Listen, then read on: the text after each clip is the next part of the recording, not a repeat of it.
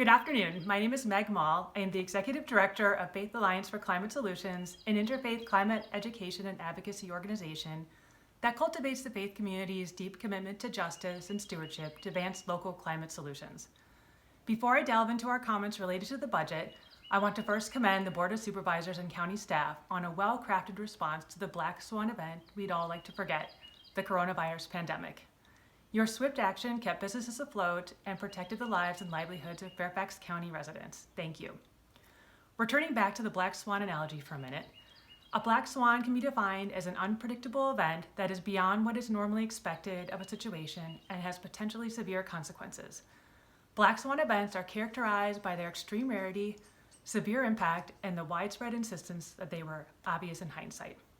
This is where we find ourselves today with the climate crisis. We are faced with more frequent interrelated black swan events that can take on a variety of forms, from economic crises to severe weather to unrest caused by injustices.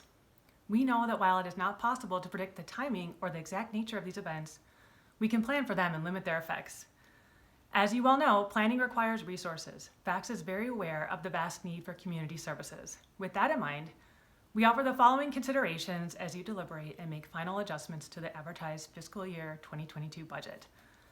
First, we stand with our Fairfax Healthy Communities Network partners in support of prioritizing affordable housing as a key climate mitigation strategy.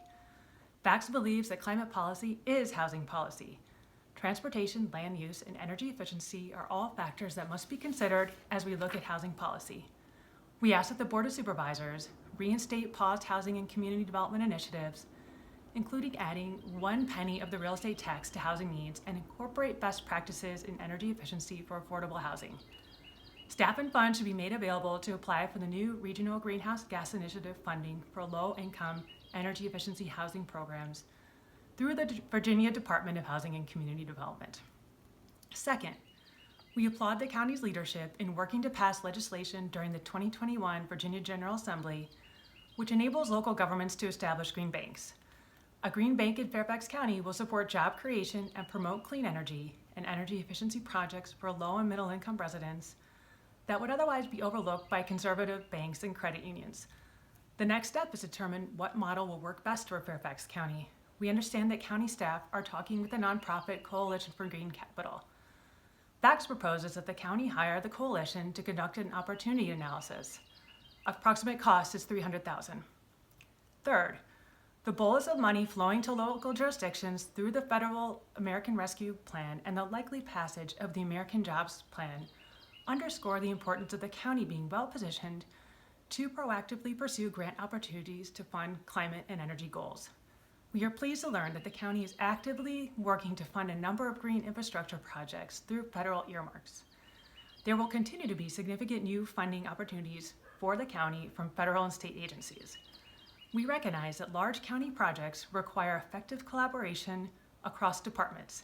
It takes project management, a proactive, innovative approach, and focus to aggressively pursue funding. The Office of Environment and Energy Coordination, the OEEC, an office that FACS advocated for, is well positioned to be the convening and coordinating department for leading the funding of climate and energy and resiliency initiatives. Currently, however, the OEEC does not have the capacity to lead this, but rather weighs in on opportunities. We fear this reactive approach may result in missed opportunities and a siloed approach.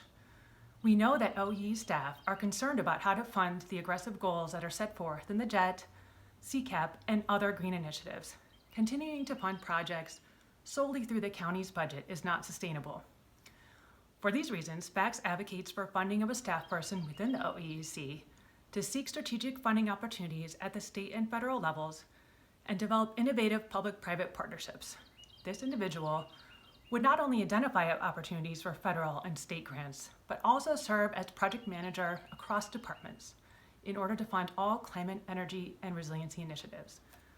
Finally, as a member of the Joint Environmental Task Force, I am pleased at the level of staff engagement to operationalize the goals set forth in the JET's final recommendations. I served on the Waste Subcommittee and advocated for the Zero Waste goal. The presentation on the waste management and recycling recommendations given by Nathalie Owen to the Board of Supervisors Environment Committee earlier this month was excellent. FACS fully supports the $100,000 proposed for consulting services to develop a zero waste plan. Thank you again for your leadership. We look forward to working together to advance these goals and recommendations.